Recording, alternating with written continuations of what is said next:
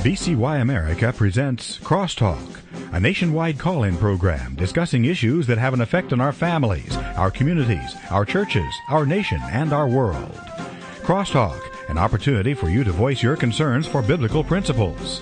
And now live by satellite and around the world on the internet at vcyamerica.org. Here is today's Crosstalk. And welcome to Crosstalk on this anniversary. What anniversary is it? Well, it is the 2-year anniversary of Obamacare, the second anniversary of the Affordable Care Act, which many know across this nation as Obamacare. And next week, oral arguments will be occurring before the United States Supreme Court challenging the constitutionality of Obamacare. It was Liberty Counsel that filed the very first private lawsuit against Obamacare on the very day that it was signed into law. With us today is Matt Staver, the founder and chairman of Liberty Counsel. Matt, thank you for joining us today. Thank you, Jim. It's a pleasure to be with you. In a press release that you issued today, you pointed out that not only is this the second anniversary of Obamacare, but, Matt, you also point out in your release that today is the 237th anniversary of Patrick Henry's Give Me Liberty or Give Me Death speech. Isn't that rather ironic? It is ironic. You know, obviously they didn't read their history books when they decided to sign Obamacare on March the 23rd, because on March 23, 1775 is the famous speech of Patrick Henry at the St. John's Church in Richmond, Virginia, where he gave that famous "Give me liberty or give me death" speech that everyone learned in elementary school and middle school. But obviously this administration must have forgotten about it or not even read about it. But at any rate, they signed it on that same day, and it's quite ironic because "Give me liberty or give me death," he was talking about the oppression of Great Britain, and that speech was credited for convincing the Virginia Assembly to ultimately give troops to the Civil War, and that's what happened after that speech. And, of course, now what we're facing is something similar. We've got an administration that's out of control, where they are literally trying to take away our liberty. They're trying to force abortion onto every single American. This is the largest abortion funding in history. It is the first time in history that people have been required to pay directly, not indirectly, but directly to fund abortion, and we can talk about some of those specifics a little bit later. Yeah, as a matter of fact, in regard to Patrick Henry, one of the things, I don't know who said this, but one of the things we learn from history is that we don't learn from history, and so much is the case here. I'll not forget Nancy Pelosi when she said just a couple years ago, Matt, that she says we need to pass this so we can find out what's in it. And what she's referring to is that when they passed Obamacare, it was just a framework, just a skeleton. But now all the rules are being drafted, and it seems like every week or 2 weeks that go by, we're learning more and more what's in Obamacare by these new rules. Many in the country, Matt, just literally became unglued when HHS dictated that religious employers will be forced to have in their policies abortifacient drugs and sterilizations. You were alluding to it. Tell us the story. That's right. Well, you know, when we filed this lawsuit on March 23, 2 years ago today, on behalf of Liberty University and two private individuals, we claimed then not only that Congress lacked the authority under the Constitution to do this, but also it violated religious freedom. And why? Because this particular law was going to require the funding of abortion. Now, the critics said, no, it's not going to require abortion, and we argued that, no, it will require the funding of abortion in a number of different ways. And now what we're seeing is that, in fact, it is requiring abortion. Not only will it require abortion by the exchanges that we're talking about at some point in time being created, where you won't be able to find an insurance policy that probably does not cover abortion of any quality policy, but now what we're seeing is employers, religious employers, will be required to provide abortion coverage, sterilization, and contraception. Now, President Obama said, well, I'm going to compromise that, and so if you object, I'm not going to require you. I'm going to require your insurance company, so therefore religious organizations will not be, and I quote, directly, close quote, required to fund abortion. That's very significant, he used that word, because you will be required to fund abortion as a religious employer because the insurance company is not going to just do this free. They're going to pass that directly back on to you as the religious employer. Moreover, self-insured employers like Liberty University, and there's many of them, will have to do it directly. Beyond that, we know, and this is what we argued a year and a half ago, that for the first time in history, there will be a specific tax that will be required of every individual of $1 a month for abortion coverage. It goes directly from the taxpayer now into a pool, and that pool is solely for abortion coverage. And now that's the new mandate that just came out. We saw it coming, and for the first time in history now, everyone will be required to pay, in addition to your other funding, directly or indirectly, you're going to have to put into the kitty $1 every month to fund abortion. Now imagine you got 300 million people. Planned Parenthood gets about $300 million from the government. And so every year, if every month, you're going to have $300 million potentially if everyone paid that. But certainly over the period of 12 months, you'll have the largest abortion funding of any imagination possible just by that $1 per person per month. And it'll be direct as well. Whatever happened to this executive order that the president signed, about no money is going for abortion? Well, that was just political mumbo-jumbo to get people to sign on to this. We said at the very beginning that executive order is not worth the paper that it's written on because the law, in fact, does two things. Number one, it actually sets up this abortion funding scheme. And secondly, it gives essentially unlimited discretion to the Secretary of Health and Human Services, Kathleen Sebelius, who was the former governor of Kansas, who was a friend of the late Dr. Tiller, who was called Tiller the Killer because of his late-term abortion. She was a friend of his. He was invited to the governor's mansion. She supported Planned Parenthood. This is the person now who's making some of these decisions. So she's actually done additional mandates. That executive order was just political smoke and mirrors to pass this particular piece of legislation. How will this abortion surcharge, this $1 a month, how is that going to be implemented? Is that part of our IRS tax? How is that going to be implemented? Do we know? Yeah, that would be implemented. Well, we don't know exactly how they're going to do a lot of these things, but we do know that it'll be $1 a month, and it could either be part of your IRS taxes if you don't pay, if you don't have the insurance coverage, or particularly it's going to be part of your insurance coverage where you're actually you're paying for some of your insurance coverage. So either way, it's going to come out of the penalty, or it's going to come directly out of your premiums that you're paying, and $1 of that will go directly, specifically designated, not general funds, specifically designated to go into abortion coverage.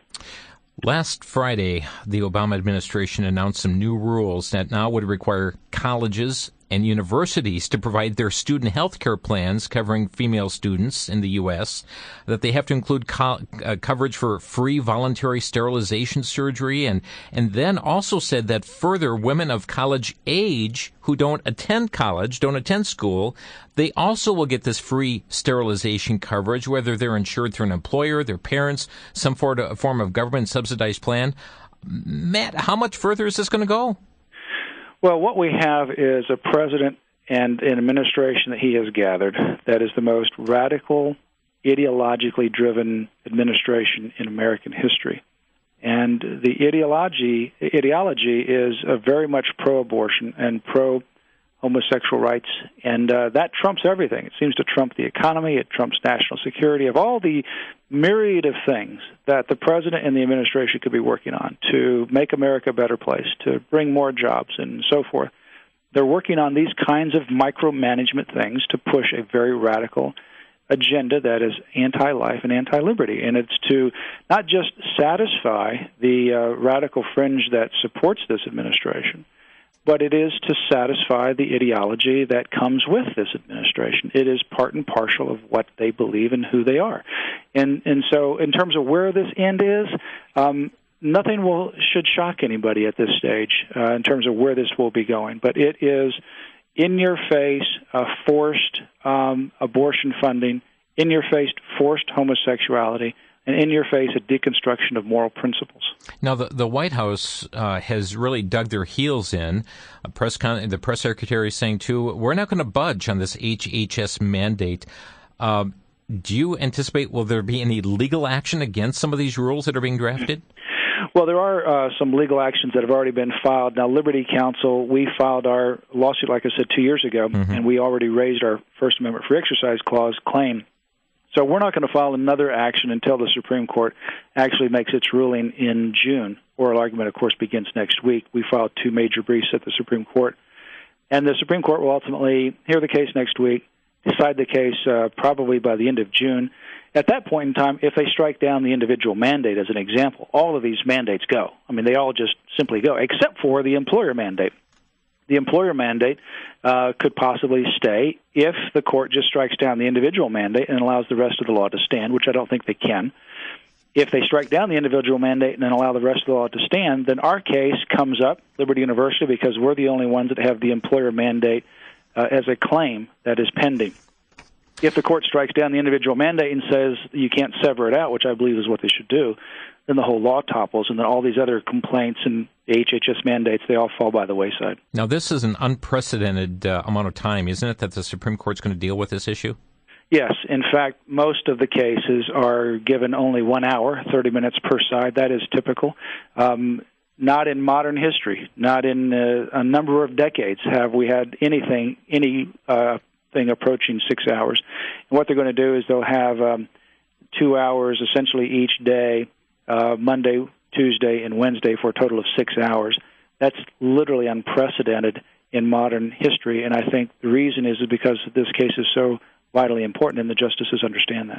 One of the, I think the first order of business they have is for arguments on whether the challenge to the individual mandate can be heard now or must it be delayed until the mandate goes into effect, meaning that the court's going to even decide, is it too premature to even bring this before them? That's right. That's called the Anti-Injunction Act, and the Anti-Injunction Act only comes into play if you have a tax. Typically, if you have a tax, in the general scheme of things, you have to pay the tax, ask for a refund. You don't like the amount of refund, and then when you find out what the refund is, you file suit over that refund. You can challenge the refund. You can challenge the underlying constitutionality of the law that gave the authority to IRS. If it's not a tax, the Anti-Injunction Act doesn't apply. But in this particular case, I think, first of all, it's not a tax. It's a penalty, according to the statute. That's what it says. But secondly, even if it were a tax, the Anti-Injunction Act does not require you to wait to pay if you have other injuries that are already occurring. And if you think about it, are injuries already occurring? Do you have to wait to 2014 before you have an injury? No. Why do we have all these employers and companies getting these waivers? Because the law is currently going into effect. The injury is already happening. The companies can't afford to go into the implementation. They're asking for waivers. Others are not getting waivers, so they're having to implement this. So the law is already going into effect. We don't have to wait to 2014. I think that they'll ultimately rule that they're going to get to the merits of the case. I think that's what the court will ultimately do, and then we'll find out, whether Obamacare survives. Any significance to who's obtaining these waivers? Well, certainly I think there is some significance. The entire state of Utah, or Nevada, interestingly, has gotten a waiver. The entire state. Well, I wonder who lives in Nevada. It's Harry Reid, the president of the Senate. Oh, he's an advocate of Obamacare. Why, if he thinks it's so good, why does the entire state need a waiver? But that has a waiver. A lot of the unions are getting waivers, and other political cronies are getting waivers as well. Matt Staver with us from Liberty Counsel. His group filed the very first private lawsuit against Obamacare the very day it was signed into law 2 years ago today. We'll be back in 60 seconds. You're listening to Crosstalk on VCY America.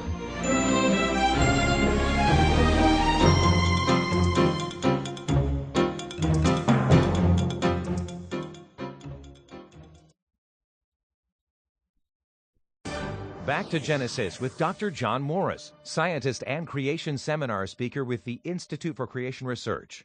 Dr. Morris, what good are the dung beetles that we find so many of? Chris, dung beetles may seem gross to us because they live on other animals' dung, but I'll tell you something, you wouldn't want to live on a planet on which there were no dung beetles. You see, when God designed planet Earth and the animals that live on it, He designed it with self-cleaning properties that would perpetuate the Earth. Dung beetles are a very important part of this. Can you imagine dinosaurs, how much dung they would produce?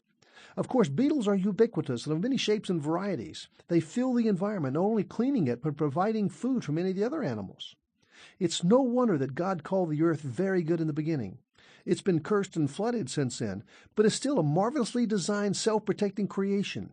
He did it all back in Genesis. Thanks, Dr. Morris. For more on creation, visit our website at www.icr.org.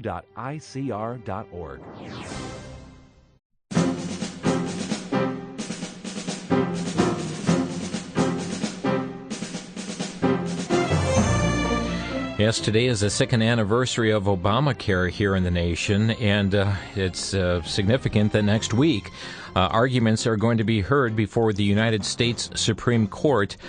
Matt, you mentioned this is going to be going out over 3 days, Monday, Tuesday, Wednesday. Are we going to see like an unprecedented number of attorneys involved in this matter, too, as far as the arguments are concerned? Well, you'll have the Attorney General's office from the United States. They'll be involved, and they may have more than one person take a couple of different aspects of this case. And then you're going to have the former Solicitor General, Paul Clement, and he'll be involved in most of the argument. He's representing the case out of Florida with the 26 states. And then you'll have one person who's also part of that lawsuit representing the National Federation for Independent Businesses. So it won't necessarily be unprecedented in terms of the number, I don't believe, but certainly the time will be unprecedented. It's significant. You know, the Supreme Court, when the clock strikes 10, they have their first oral argument of the day, and when it ends at 11, you're sitting down whether you got more to say or not. They're very strong on making sure the time is kept.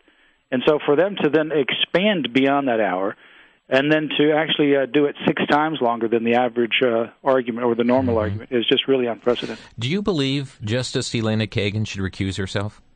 I do. I think that she has recused herself from many other cases where there has been less involvement than there are here. And there's significant information that Elena Kagan was involved in doing some strategy and discussion from what we know on this particular litigation. She was still the Solicitor General, and she and her staff, it looks like, were making some plans to defend Obamacare once it was passed into law. So I think she is too close to this case. I think that this is a case that she should have definitely recused herself. But there is no indication whatsoever that she will. No, in fact, there's every indication that she's going to be part of the oral argument. If she were going to recuse herself, she would have done so by now.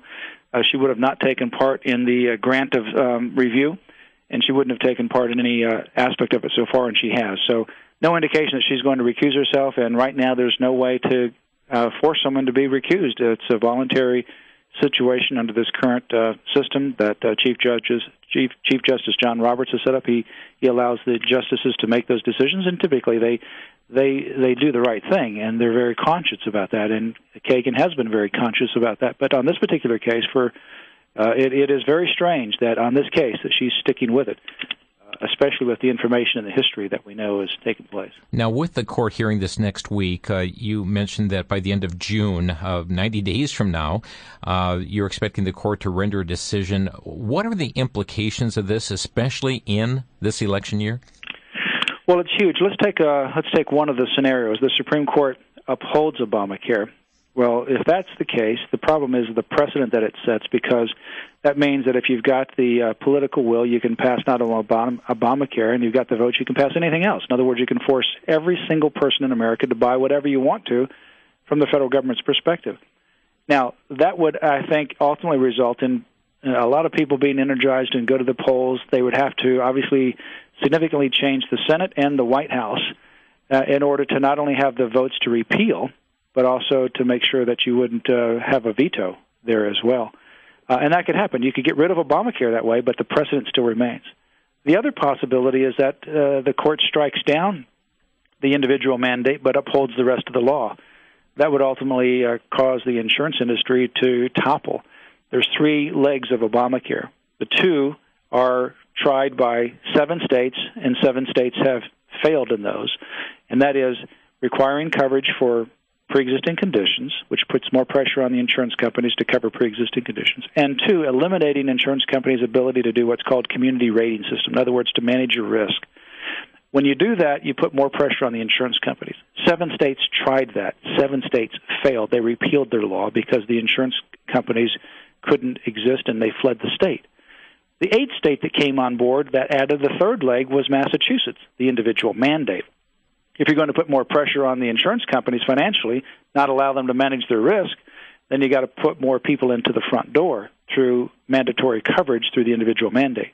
That's what Massachusetts did, and it's the only state that has gotten beyond those 2 prongs because it added the 3rd. And then, of course, that's the pattern of Obamacare on a big scale. Obamacare is the Massachusetts model writ large on the federal scale. and it has more egregious things in it. So that would be catastrophic. The insurance system would literally collapse. What would that mean? It would mean a catastrophic collapse and implosion of the insurance industry. And guess what would happen? The insurance industry being collapsed, people would suffer, and then guess what? Here comes the federal government rescuing the insurance system and going toward a single-payer, government-run system. I think that's the ultimate goal. The final and third option is, and I think this is what the court should do, strike the individual mandate. It is so essential to the overall operation of the rest of the statute. It is critical. It cannot be severed out. It was never intended to be severed out. Therefore, the rest of the entire law falls. How close, Matt, do you believe we are at a point of no return? In other words, how far can we go yet implementing what is known as Obamacare before we get to a point where we can't, or we're going to see that collapse take place? We're getting close. We're not there yet, but we're getting close. We're not quite there, but certainly 2014 would be that time when it's fully implemented. But right now, a lot of work is being done already to implement this. Already, businesses are suffering from it. Some businesses are not hiring, especially in this economic downturn. It's not good for the economy. What would happen is if Obamacare is implemented into law, assume that the Supreme Court upholds it, assume that we can't repeal it, and it goes into full effect in 2014, the economy will collapse because some states will have to increase their Medicaid rolls by up to 50%. They don't have the money for that. They don't have the funds. So already states that are suffering, some states that are literally on the verge of bankruptcy, will simply implode. California won't be able to handle it. Florida won't be able to handle it. Other states won't be able to handle it. And the Medicaid is not a panacea. And in fact, if you look at the most frequent abuser of ER rooms, which is defined as someone visiting the ER room 4 or more times per year for non-emergency reasons, most frequent abuser are people that are under Medicaid. So, I mean, what we're going to see is Medicaid explode. Governments can't afford it, and so that's another way that the system will simply collapse on itself. You add that onto the existing economic problems we have, and it essentially pushes America economically over the precipice. Let's talk about this price tag. I mean, the cost of Obamacare, all of a sudden we get word that this nationalized health care price tag has just skyrocketed from numbers that we were originally quoted. What's happening there? Yeah, well, you know, President Obama did this, and this was another political smoke and mirrors game where he said he wanted to be able to keep the cost of this under $1 trillion. And so the Congressional Budget Office, which is a nonpartisan organization that reviews statutes for their economic impact, came out and they ultimately, I think under pressure, frankly, said, well, it's going to cost it'll be right under $1 trillion. It'll be $900 billion. Well, now it's already up to almost close to $2 trillion, and it's still climbing. And I don't think we've begun to see even the beginning of the price tag on this, especially when we add the impact that it's going to have on the states with regards to the expansion of Medicaid. Yesterday, 40 Republican senators fired a letter off to the Congressional Budget Office that you just referred to, the CBO, asking them to provide a more complete analysis of what cost of Obamacare would be if more employers chose to drop the coverage. The word is many businesses are going to do this. There was a U.S. Senator Ron Johnson here of Wisconsin wrote, it was a Wall Street Journal editorial this week, quoting a study saying that 30 to 50% of employers plan to stop offering health insurance to their employees once the health care law is implemented in 2014. That's significant. Yeah, it's hugely significant. And here's the situation.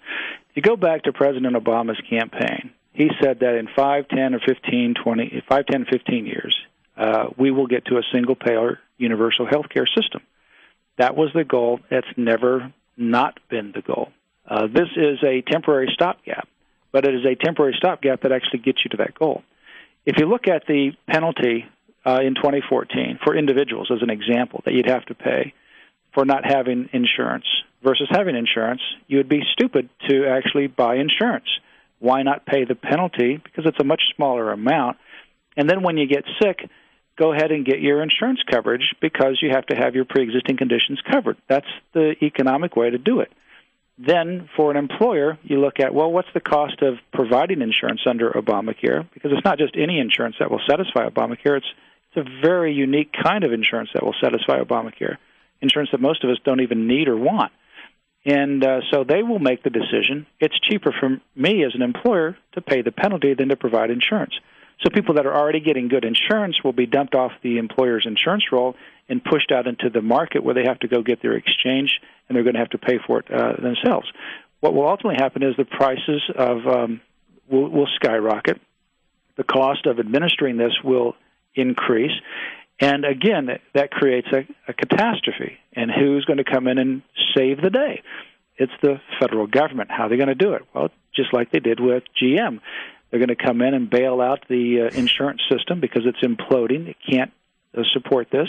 And lo and behold, you'll end up with a single-payer health care system, which was the ultimate goal from the very beginning. Yeah, and initially they told us that Obamacare would actually save us money. They said it would reduce the federal deficit by $143 billion in the first 10 years. Just crazy.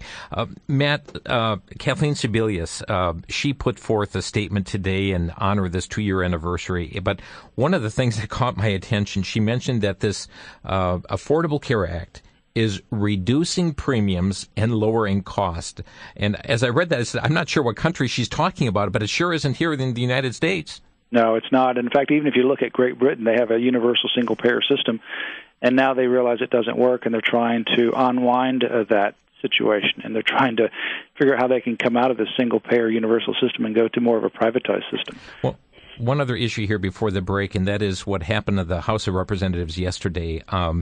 Their vote 223 to 181 to get rid of the Independent Payment Advisory Board. Some call these the death panel, but this is a panel of unelected appointees charged with making these health care decisions for consumers authorized by Obamacare. Do you think this vote has any real impact, considering the makeup of the Senate? Do you see this vote as symbolic or significant? Well, I think it's significant in the sense that certainly Liberty Counsel action, we're scoring votes like this, so we're going to make sure people remember these kinds of votes and where people stand on this when it comes time to go to the ballot box. So whether this will pass in the Senate, I think it's going to be a close call, but what we ultimately know is that it'll go to the Senate. And I doubt if it will pass, but you know we're a couple of votes away from having things like that pass in the Senate. And I think elections do have consequences, and certainly this will be something going forward. I think into the 2012 election, people will remember these things, and I think these are critical to get out on the table. Where do you really stand on these critical issues? We're talking with Matt Staver today. Our topic, Obamacare 2 years later. Our telephone number to Crosstalk, 800-733-9829. 1-800-733-9829. If you have a question you'd like to ask, a comment you'd like to make about our discussion here today, we're limiting our discussion to Obamacare 2 years later. And if you'd like to get on board, now's the time to call 800-733-9829. You're listening to Crosstalk on VCY America.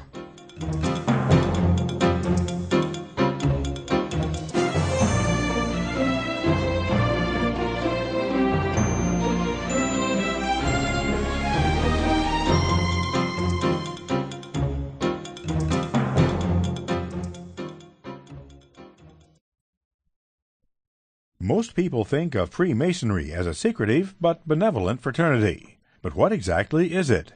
Is it more than it seems on the surface? In the handy-sized booklet, authors John Ankerberg, John Weldon, and Dylan Burrows present thought-provoking information, answering such questions as, what do the Masons teach about Jesus, salvation, and life after death? What do Masonic symbols represent? Is the God of the Bible also the God of the Lodge? Are Masonry and Christianity compatible? Can Christians join the Lodge in good conscience? The booklet provides a careful examination of Masonry compared to biblical truth.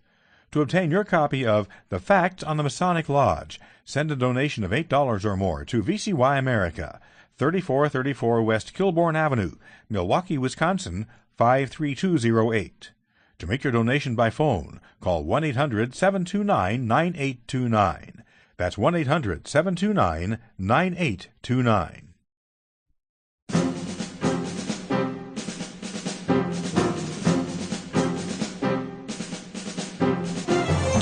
This is a second anniversary of Obamacare, and today we have our lines open for you to give your thoughts on it. What is your position here as it relates to these mandates? The abortion surcharge, the abortion premium mandate, whereby you will be required to pay $1 per month. Folks, our number here, 800-733-9829. Next week, a very historic meeting before the United States Supreme Court in which multiple hours, 6 hours of argument before the court on 4 different questions over a 3-day period dealing with the this case of Obamacare.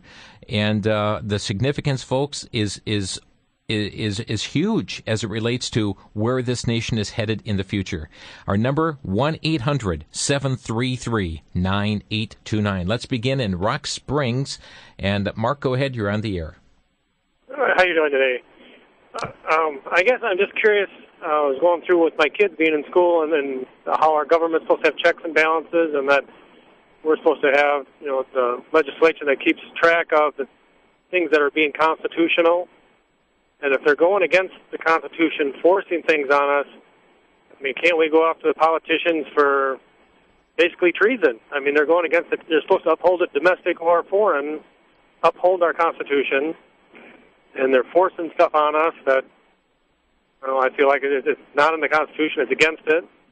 Yeah, I mean, it's certainly from any logical thought process, when you look at what's happening here, you would think that you've got recourse. The problem is that we have individuals that are in Congress that are charged with doing the right thing, and you've got a majority in the Senate that still is there that supports Obamacare. And that makeup has been changed significantly in 2010, but you still have a majority of people that are there.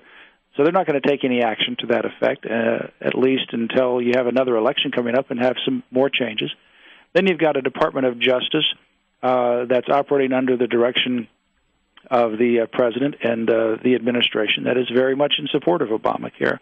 And so when those that are supposed to be guarding the laws are part of the problem, and they simply agree with some of this process going on, and they're defending these laws, you've got a real problem. I think it ultimately results in voting. Voting makes a difference, and elections matter. And so I think people need to make sure that they remember that every time they go to the polls.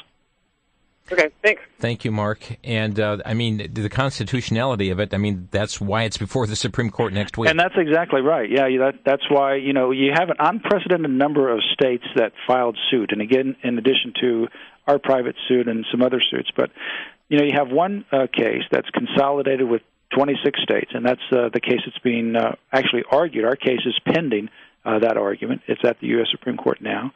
But the one that's actually going to have the oral argument is the one with the 26 states. But that is not all the states that filed suit. There's other states that filed suits individually and collectively, and so we have probably over 30 states collectively that have filed suit against Obamacare. That is significant. It's unprecedented in modern time that many states came on board to oppose a congressional statute. Does the court even take that aspect into consideration as they render that decision? I think they will. I don't think necessarily that is the final determiner, right, but I think it certainly is something that they'll take into consideration. Ty is next from Wisconsin. You're on the air, Ty. Yeah, I heard a talk show host some time ago talk about Obamacare, and he was talking about 2 Jewish fellows that were being pushed by the government to do things they didn't, and for religious reasons they claimed that they wouldn't do that. What I want to know then is, can we refuse having, they said it would be mandatory, you have to carry the insurance. Can we refuse it for religious reasons, saying that we don't believe in the medical practices and drugs that are used? Can we refuse Obamacare? Well, that's one of the arguments that we raised in our case, and that's not the issue that will be argued next week. We argued, of course, in addition to what's argued next week, that there's a First Amendment free exercise of religion that actually infringes on individuals' free exercise rights, as well as employers that don't want to have insurance coverage, particularly insurance coverage that funds abortion. So that's an argument that's not going to be argued next week, but it's certainly part of our case, and hopefully we won't have to get to that yet. Hopefully by June the entire law will be gone. We won't have to argue that, but that is certainly something that will be argued next in line if this one doesn't work. Thanks, Ty. To Mobile, Alabama. Sanford, you're on the air. Yes. I'm 65. My wife's 53, and we've had insurance all our lives. And now that I'm on Medicare, and I try to get insurance for my wife, and we can't get it because both of us have pre-existing conditions. And in the past, pre-existing conditions seems to be with everyone. I play music on the weekend, and everyone down there is over 50, and just about all of them have pre-existing. Is this if you don't have Obamacare, insurance companies start covering pre-existing, or is that what's going to bankrupt them? Well, under Obamacare, to force everyone to do the pre-existing coverage will be one of the things that would ultimately implode the insurance system. And that's one of the two legs that were tried by 7 of these states. And without having the mandate, you just simply can't support a system like that. So they regrouped, they repealed their law, and then Massachusetts came out with the third prong, which was the mandate for everyone to have coverage, to bring more people into the front door because of the extra weight it was putting on the insurance companies. But let me say this.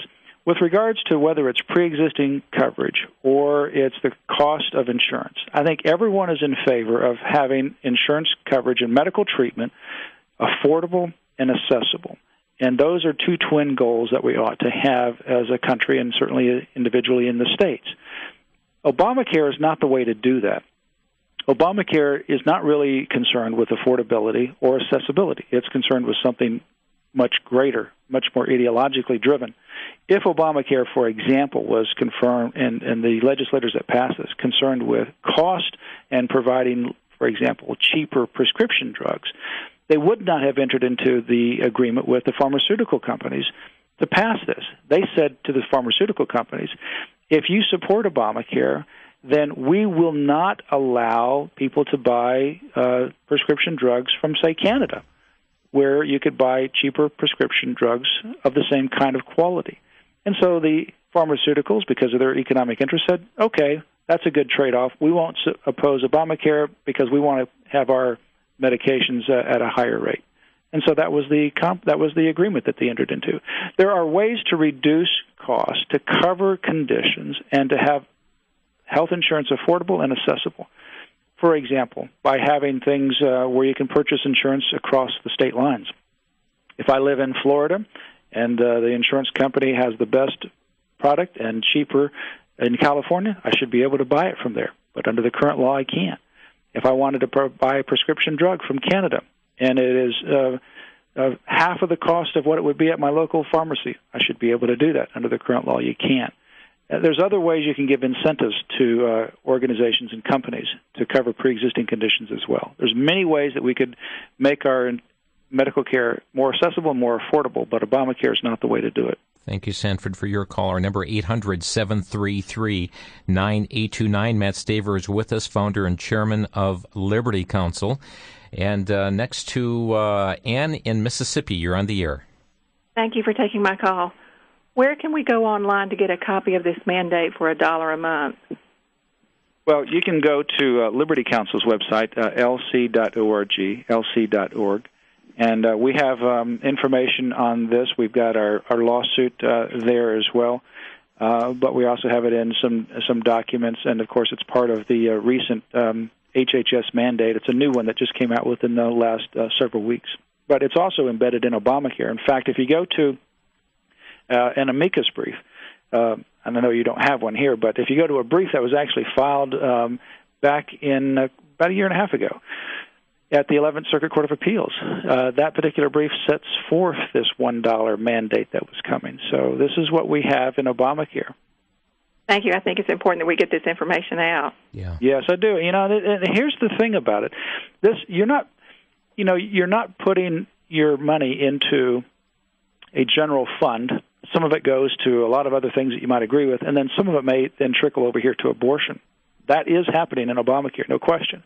Right. This is the first time where they're actually telling you, I want this dollar, and I'm going to designate it from you every single month, from every single person, and it's going to go directly into this fund. And that fund has one purpose, and that's to cover abortion. And they've hid this information from us. Yeah, well, it was in part of the statute. We This mandate that just came out, some people may be surprised about it, but I argued it over a year and a half ago. But yeah, I guess what the caller, too, is pointing out here, Matt, is that, we're not hearing the anchors from ABC, CBS, NBC getting on the air and telling people, hey, you're going to have to pay this $1 a month for abortions. No, because they don't want to tell you that, because they support this kind of radical ideological agenda. One of the things in Obamacare, I'll just give you an example of things. Nancy Pelosi says, we're going to have to pass the bill before you know what's in it. Well, boy, was she right. Yeah. Now, she knew what was in it, but she wanted to pass it so that we could ultimately later on be surprised what's in it. Yeah. There's one place in this law where it has just one sentence. It refers to this other bill. And this bill was a 294-page bill about a whole medical scheme for the Indian tribes that had been failed for 10 years trying to pass it. They couldn't get it passed. Tried to pass it, couldn't get it passed because it was a bad bill. Well, on the eve of December of 2009, when it was at the Senate, Christmas, like December 23, they passed this on December 24, 2009 in the Senate. This thing got tagged in there, and lo and behold, when you read that line, you have to go out of Obamacare, out of the 2,000-plus pages. You have to go find this other statute, and you have to read 294 pages, and then you find out what it means. Mm-hmm. That's the kind of just hide-and-go-seek, hide the ball kind of thing that's in Obamacare. Let's go next to, thank you, Ann, Smitty in Kenosha. You're on the air. Hi, Matt. Real honor to be on the air and to be able to speak with you. You're one of my heroes. Thank you.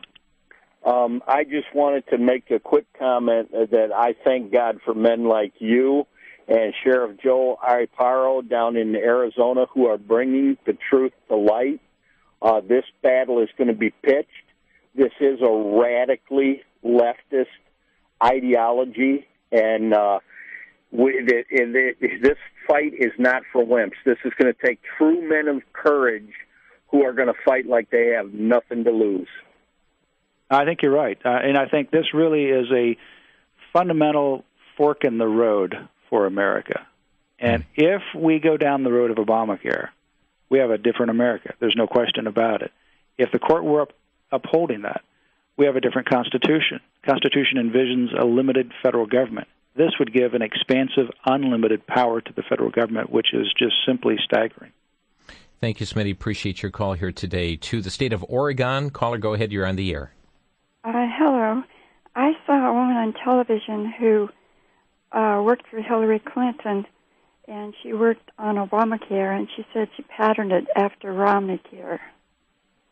Well, that's true. It's got it's patterned certainly after Romneycare out of Massachusetts, but it also adds additional things that are not in that particular law. But the essential idea of it, to have these three legs: the coverage of pre-existing conditions, the elimination of community rating systems, putting more pressure on the insurance companies, and then the individual mandate, this mandatory coverage, or you pay a penalty. That's the core essence of the legislation passed in Massachusetts, and that is essentially the microcosm of the macrocosm that we now see in Obamacare. Now, Obamacare adds other egregious things to it, but even in the Massachusetts ones, you have $50 copays for abortion. So even the seminal issue of abortion's right there as well. Wow, good question. Thank you for your call. We're going to take a quick 60-second break and come back to more of your phone calls here today with Matt Staver on the second anniversary of Obamacare. Our number 800-733-9829.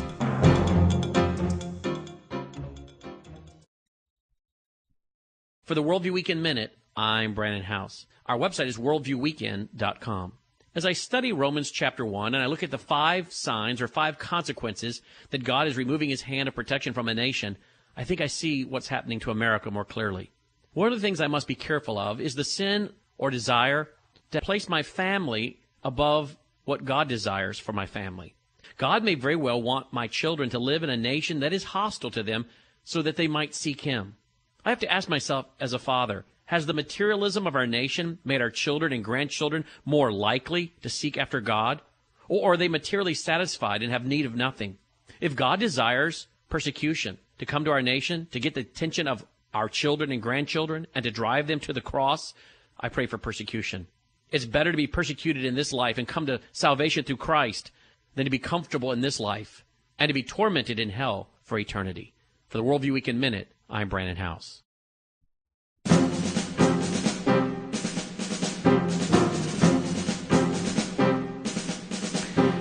This is Crosstalk on VCY America.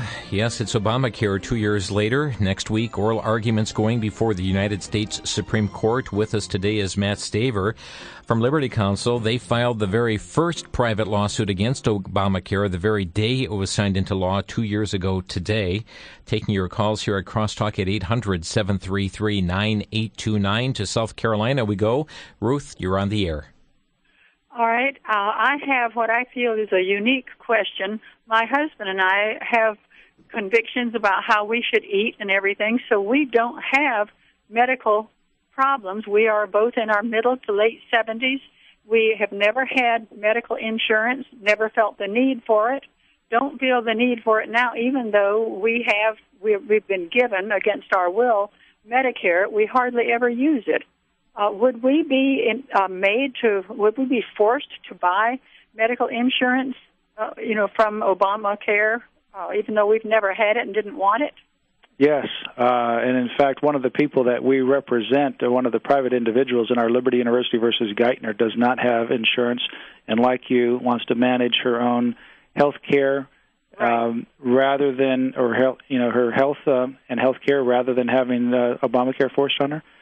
And under Obamacare, it doesn't really matter. It doesn't matter whether you have an objection because you don't want insurance coverage, because you want to have management of your own health your own way. You'd still have to be forced to do it. So this is the significant intrusion that we have here. First of all, the federal government dictates to the states what they're supposed to do, which is not the authority of the federal government under the Constitution. States have a lot of rights. But under this, they take over a lot of the states' rights. And then the individual liberty that you have to say, I don't want to go to a medical doctor, or I want to go to a health specialist that's a natural remedy. And I don't want to have this in coverage. It doesn't matter. They're going to force you to do it anyway. So it intrudes on the states' rights and individual liberty as well. We're not going to even be able to afford our natural care if we are forced to buy into Obamacare. Well, say even, you're right, and some people, for example, like in Massachusetts, where the penalty started out smaller, it got bigger. There's some people in Massachusetts that can't afford the insurance and now can't afford the penalty. So they're stuck in the situation where they're in a rock between a rock and a hard place. Are they going to have to go to prison if they can't afford it? Well, there's a lawsuit pending right now, filed by an individual who's just like that. Under the current Obamacare, there is no prison requirement yet. But all it takes is an amendment to the statute. This continues to get added up on your taxes, so it becomes a tax liability. And of course, with most tax liabilities, if you don't pay, eventually you have to go to prison. Here, that's not added yet, but at some point, all it takes is a slight amendment, and you're off to jail. Or some new rule drafted by HHS. Yeah, and for that was one of the problems from this statute from the beginning. In addition to all the problems that it already has on its face, it gives so much discretion to the single individual, Kathleen Sebelius, the HHS secretary, to just on her own one day come out with a new rule. And that is just frightening that one person would have that kind of authority. Ruth, thank you so much for your call here today. Dorothy, you're next in Butler, Missouri. Yes. I want to let you know that definitely Obamacare does take your rights away from you. I have been affected by it. I was in the hospital with pneumonia. I have been getting my insurance through my husband's union. He passed away a couple of years ago. And I do have a pre-existing condition, but all this has been taken care of.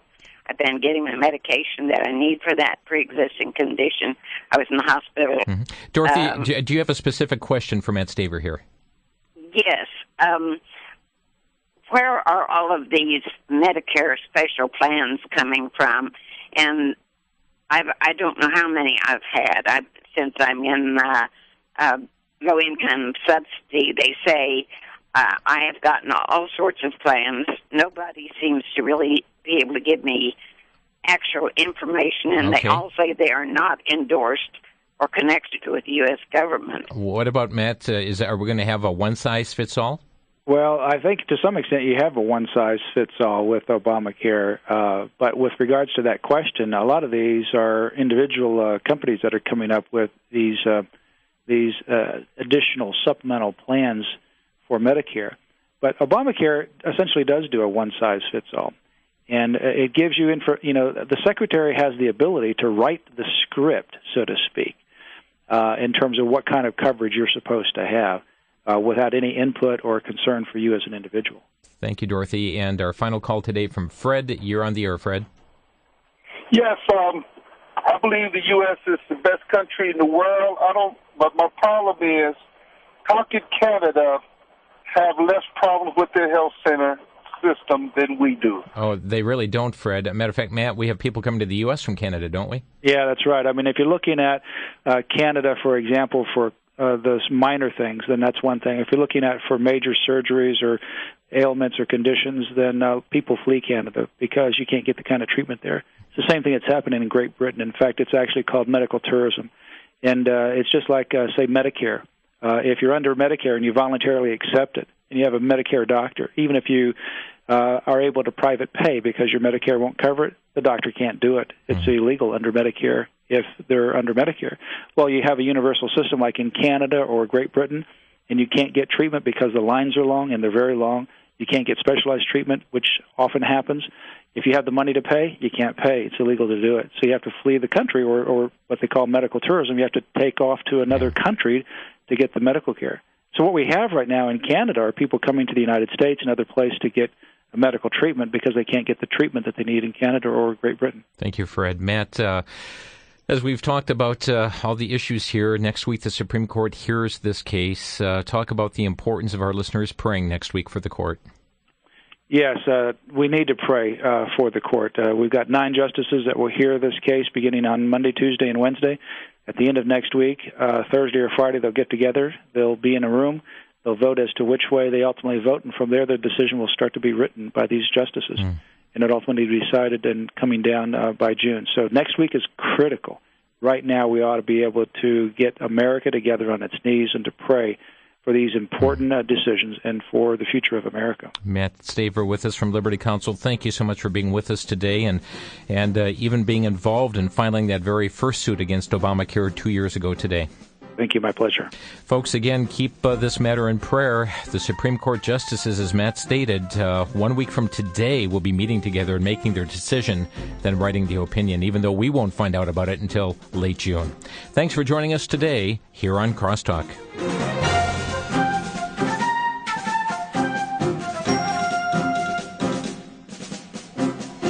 You've been listening to Crosstalk via satellite and the internet from VCY America. Views expressed may or may not be those of this station. For a CD of today's program, send a donation of $6 or more to VCY Take Ministry, 3434 West Kilbourne Avenue, Milwaukee, Wisconsin, 53208. Or download by RSS or podcast from crosstalkamerica.com. And join us again for Crosstalk.